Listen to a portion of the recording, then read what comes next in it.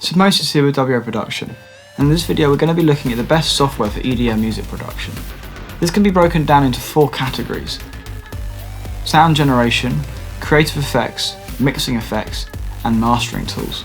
Now this is just going to be my list of stuff that I use all the time and stuff that I really think will benefit your production. So without any further ado, let's get into it. What about making your sound better? So as I said in the intro, we're going to be looking at 4 different areas of essential software tools for making EDM music. Now the first one is sound generation. Now this falls into drum machines, samples and synthesizers, the last one being what we're going to focus on in this video. Synthesizers make up the backbone of electronic music production, and it's extremely important that we have a wide range of highly capable synths at our disposal. So these synths that I've selected that I really do think are the best for what we need to accomplish with EDM music are Serum, Babylon by w.a.production, and one of my new favourites, Imperfect by w.a.production. I think this is a truly awesome synth, and it really kind of creates these strange tones by not necessarily following just a pure digital algorithm, and this is really cool. You get some really cool pad sounds with it. And you can also get some really nice leads.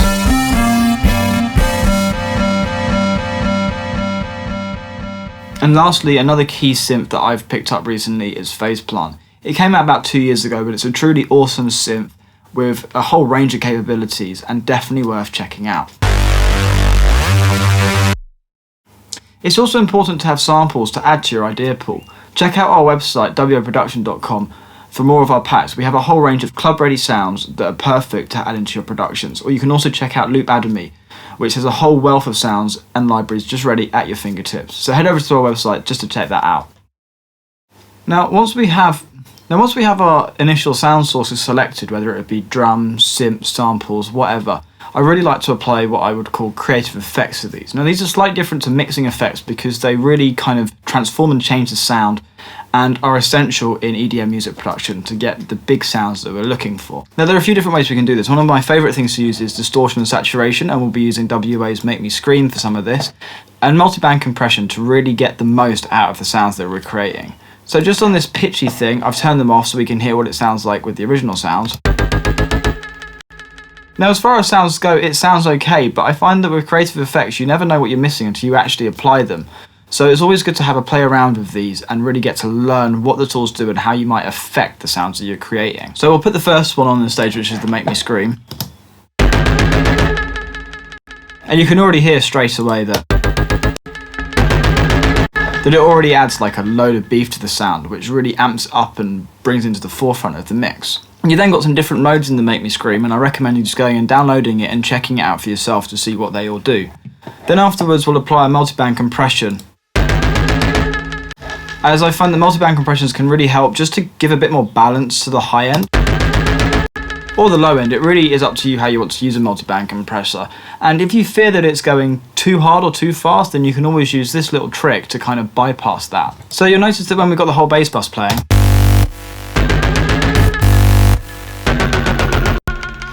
I wanted the XTT, which is a new plugin from w.a. I wanted that to be present in the mix, but also when you just have it soloed, you notice that it's actually pulling a bit too much in the sound, and this is just because of the setting I've got it on, but I also really like this setting. So we're at this kind of crossroads of it's not necessarily helping the sound in a productive way, but it's also really bringing something to the sound that we wouldn't otherwise have. So for this, and you can do this in any software regardless of what you're using, whether it's Logic, Ableton, Fruity Loops, whatever, and we can just set up a parallel chain on this and have the dry and the fully wet signal mixed in together.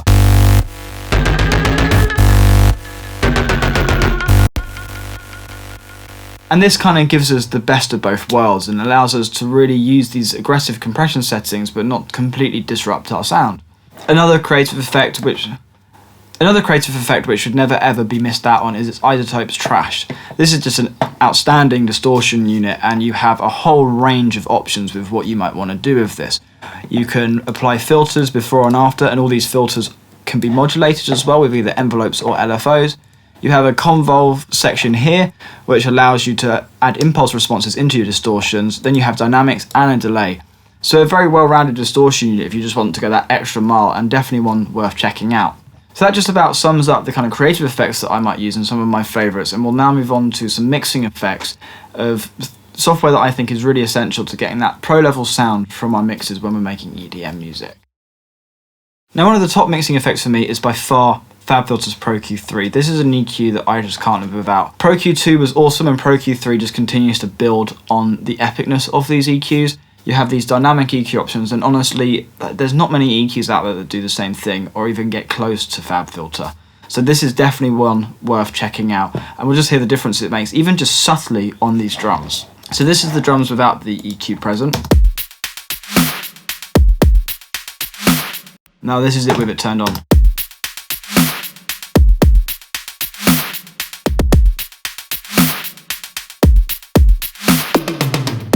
Now you can hear how it's a very simple EQ settings I have. I'm not doing anything crazy, but it's just that dynamic EQ just adds a little bit of weight and oomph to the kind of sound. So Fabfilter Pro Q3 is the highest on the list of EQs that you want to get and not one to avoid if you're making electronic music production, or if you're just doing any kind of music production in general, to be honest. Now moving on, another one that is absolutely essential is Fabfilter Pro R. Reverb is absolutely essential when it comes to mixing, because it allows us to put all of our sounds into a space and allow them to be cohesive and work together.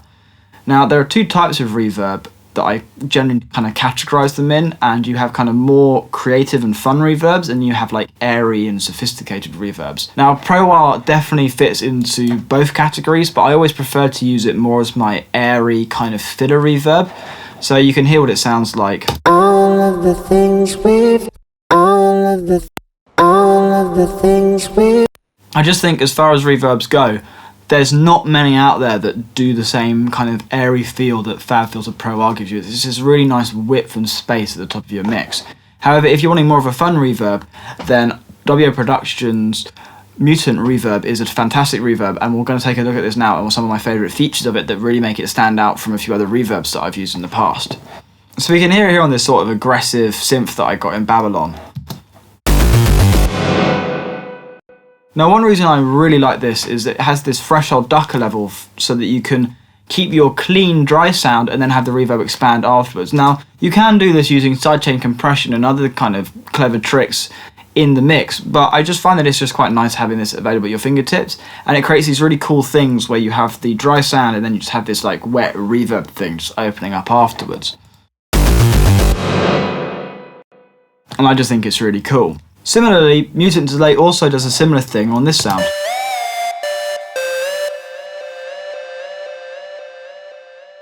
And it just kind of makes it quite easy to very quickly get that effect without cluttering your mix up too much. Although I would be careful, because obviously if you do it on every single sound, you're just going to have this wash of reverb and delays happening. And this is where it comes into using return channels and group delays and reverbs rather than on every single individual sound. However, when you're using it as a kind of creative mixing effect, it can work really well just to have them on individual channels.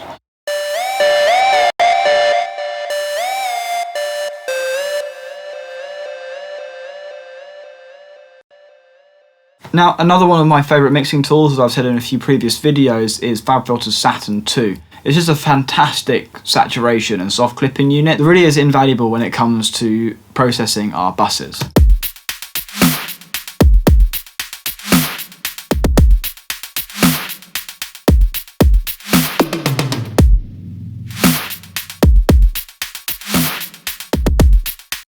And you can really push it quite hard into itself, and I just love the kind of warmth and saturation that it develops.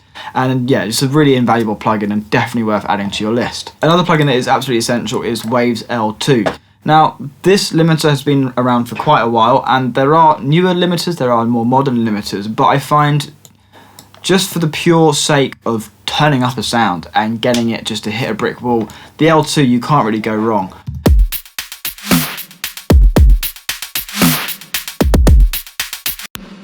Again, you can really push it and it doesn't react badly to it, and it's just a very transparent limiter, which is great again for putting on buses. For mastering and stuff, you can use it and there's nothing wrong with it to get some gain, but I do prefer using Fabfilter's Pro L2 and Isotope. So we'll take a little look at some of the mastering plugins I use and I would recommend, especially if you're starting out in EDM music production. Now, I'm not going to go too complicated with it because, again, I don't want to overload information here, and mastering is its own thing that's definitely worth investigating on your own. But we'll take a quick look at what plugins I would advise to use on your master chain. So these are some of my favourite plugins that I like to use when mastering. The newest addition is XTT by w.a., which we've just released recently. This is a fantastic multiband compressor that has a multitude of uses, and I have used it before in this video, and this is just a workhorse of a multiband compressor unit that really does add a lot of character and sonic depth to your songs. Now, again, use it lightly and use it carefully, but used right and in the right hands, this will transform your songs and really bring some benefit to your production. So I have a Pro Q3 in the chain, as I've mentioned before. The next essential thing is this Ableton Glue compressor. Now this is just modelled on an SSL compressor, so really either of them will do. The only thing that I do like about this glue compressor particularly is it has this soft clipping function here.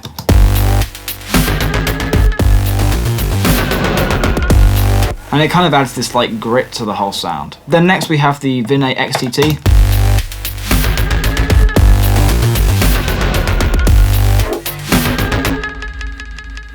You can really hear that with that on we add some really nice weight to the low end and kind of define the highs a little bit more. Then next up is the Pro L2.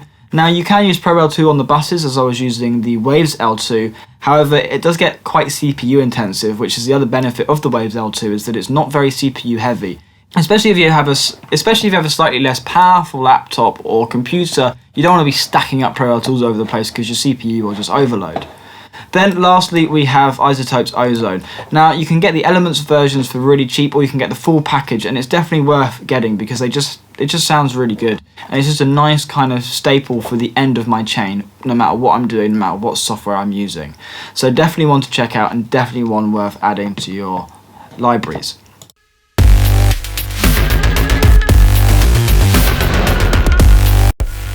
And you can hear that when it's turned on, it's really not doing much. It's just adding a little bit of extra volume to the end. Of course, if you get the full Ozone package, you have a range of other features and other plugins that are available to you if you so choose, that also do really add to the mastering chain. I hope you enjoyed this video and are now familiar with some of the plugins and software needed to create electronic music. All of the plugins that I've mentioned from w.a. are available through our site, and if you opt into our membership option, you can get all of them on a rolling monthly subscription. So head down into the description of this video to check out those options. If you liked the video, make sure to give it a like, and leave a comment to tell us some of your essential tools when making music. Until the next one, peace out.